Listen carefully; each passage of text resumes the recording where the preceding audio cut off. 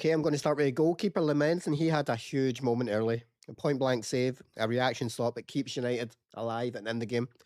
You know, last year, there would have been two donkeys. One of them would have probably been in goal, either Bayindir or Anana. Jesus Christ. None of them would have saved this. They would have probably jumped out the way of it or threw it in the net themselves. This guy, he's not great. He's not amazing. He's still young. He's still learning. But he does the things a goalkeeper is supposed to do. He stands in the right places. He creates angles to make it hard for the opposition, the attackers. He comes for crosses. He's calm. He's composed. His distribution is okay. There's nothing great. But it's good having a goalkeeper that just does the right things at the right time. So anyway, after that brilliant save, it was calm. There was no panic. And he managed the game. Didn't really have to deal with a lot, to be honest. It was solid when he did. I mean, we know what Arsenal are like with the set plays.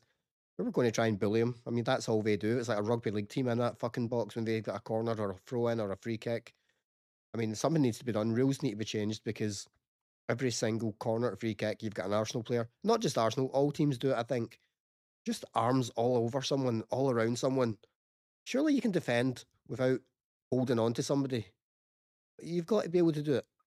But anyway, I'm just moaning now. So Lamens, I'm going to give him an 8 because it was a brilliant save.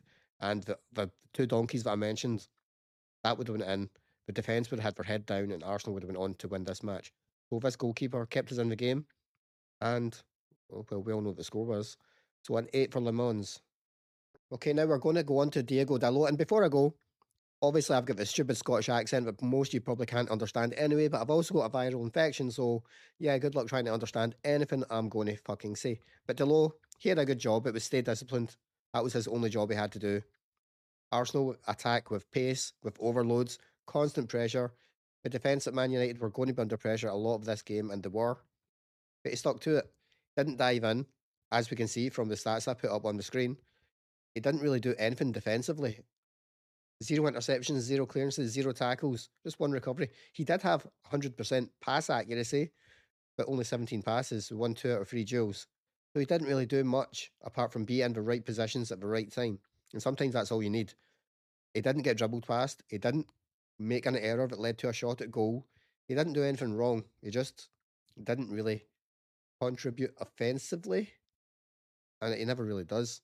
And if he does, it's usually a missed big chance. But anyway, I'm not going to bash the low because everyone does. But I'm going to give him a 6.5. I do think these two games have been brilliant under Carrick, and the players probably don't deserve to get dropped. But if anyone's going to get dropped, it's going to be the low because we have a much better right back in Mazraoui. But 6.5 out of 10. Okay, now the other side, we're going to go to Luke Shaw, and he was quietly fucking solid, as he has been most of the season. It was a good positioning performance, comfortable on the ball, helped United settle, helped the defence, stay disciplined, and when we needed control, he was there. There was no drama, there was no mistakes. What I did notice was his passes as well, 26 out of 27. He had the low on the other side, 100%. We have Shaw here, only misplaced 1 pass. Makes me think that the fullbacks, I've been told, don't just lob it up the front, up the top of the field. Keep it short, keep it safe, keep possession. Maybe that's why the pass percentage was quite high on both of them. Well, obviously perfect for Delo and whatever that is, 90 something percent for Shaw. But again, offensively, wasn't really at it, didn't really do anything. But defensively, pretty good. I'm going to give him a 7 out of 10. Okay, now for big former captain Harry Maguire. And this was a big centre back performance from him.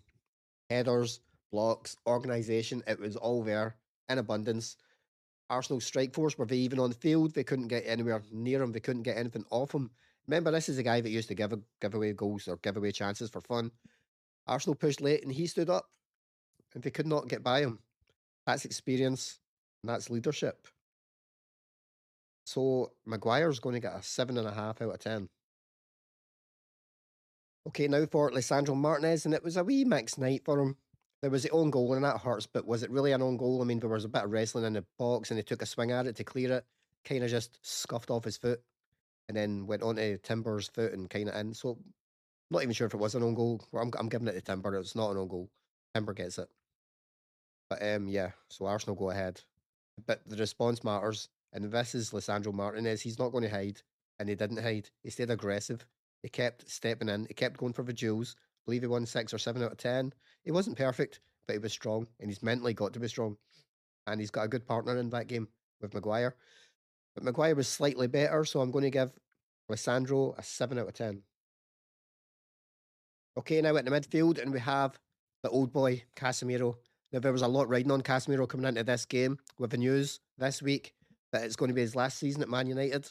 His contract is going to be run down. The club are not going to, trigger that 1 year extension. So this felt significant. He really wants to go out on a high. It wasn't vintage Casemiro, but it was intelligent Casemiro. His positioning over pace, his reading the danger early, slowing the game down when it needed slowing down, kept possession when we needed it. He broke things up, took fouls when he had to, he let other people play.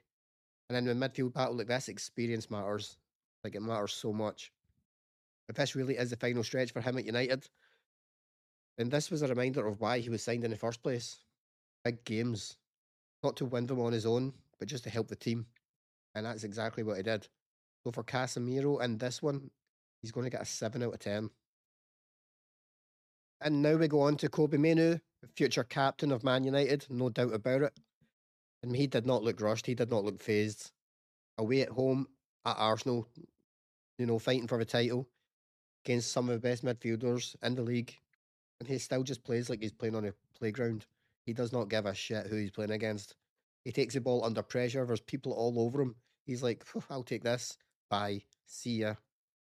Turns out of trouble like it's nothing. And he keeps United ticking. He gave Casemiro legs, and the old boy needs it. It gave him a bit of protection. Casemiro gives him protection. That's balance. That's what matters in midfield. It's another big away game when Menu looks like he belongs, not surviving it, but actually controlling parts of it. It's not easily done against Arsenal. Big, strong, powerful team. And he was easily one of the best players on that field. 7.5 for me, for Menu. Remember as well, barely played all season, still not fit, and running the most than any player on that pitch. Absolute diamond. Thank fuck Man United didn't sell him. So yeah, what did I say? 7.5 for Menu. He's just going to get better and better. And now we have the captain, and once again, Bruno just does what Bruno does. It was a game he wasn't filled with highlights for the boy, but it was about responsibility. Even when he's having a slightly off game, he still gets shots, he still gets key passes, he still gets assists. I mean, holy fuck. Imagine this guy was playing in a world class team with world class players. People talk about who was the best ever. Since he's been in this league, he's got to be up there. His numbers alone have got to put him up there. And I know he waves his arms and he shakes his head and he looks like you just want to slap him sometimes. But his numbers don't lie. In fact, I might do a video just going through his numbers and what exactly they are, because I've got a feeling they're going to be astronomical. But anyway, he dropped deep sometimes when United needed help, and we needed a lot of help against Arsenal. He showed for the ball, as he always does. He keeps it when we're under pressure, just keeping things ticking over. He didn't force it. He didn't go chasing for moments. And that is maturity. That matters. You can't always be the big boys. Sometimes you just got to play on the back foot. And that's exactly what he did. He pressed, he organised, he kept standards high. It's not his flashiest performance. There was no strike from 30 yards into the top corner. But it was all over it. His blueprint, his fingerprints was all over it. So for me, even on an off performance, Bruno Fernandes, a 7 out of 10. Okay, now for Amad Diallo, and there was running, there was pressing. He carried the ball forward when United needed relief. He gave Arsenal something to think about because he is unpredictable. He's especially when United break from deep. If he's on there and he's running at goal, that is not a good sign for Arsenal. He was not great offensively in this game. He didn't really have much chances, really. The whole team didn't. There were a lot of defending, and this boy does not mind defending. He runs like a motherfucker, and that's exactly what I love. His decision making, wasn't perfect because, like I say, it was mostly defensive work, and he's not a defender. But he works hard. He helps the low, and he helps his team. The intent was there, and that's the only thing you can ask for. It's important in a game like this. He worked until he was emptied, and that's why he comes off late. So 6.5 out of 10 for Ahmad. Okay, now for that left back playing in the attacking positions, Patrick Dorgu, he was fearless. Every time he got the ball, he drove at the fucking Arsenal defence. Zero hesitation, zero fear of the moment. And then the goal, I mean, a couple of 1-2s, Bruno, a set up by Bruno. I mean, he got his assist, didn't he? It was a wonderful fucking goal.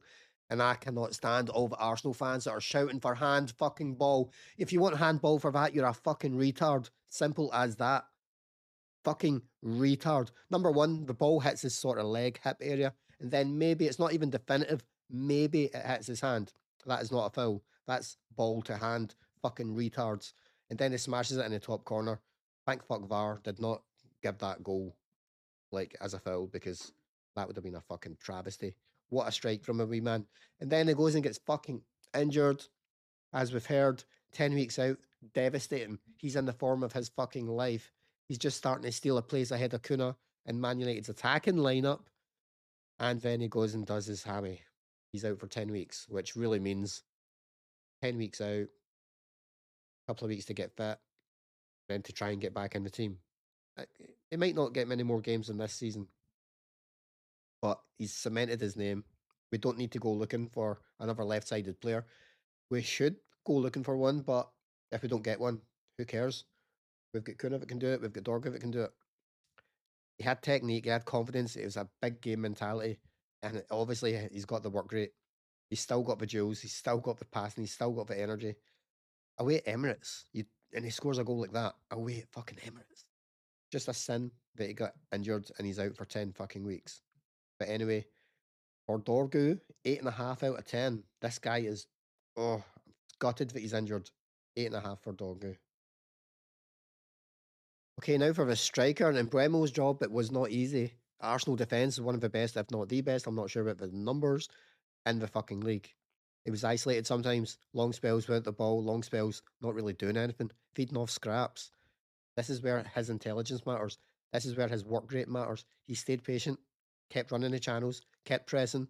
And when a chance came, he took it. He pressed. He caused a mistake. He ran onto the loose pass. He rounded the goalkeeper and stuck it in the goddamn net. I love that shit.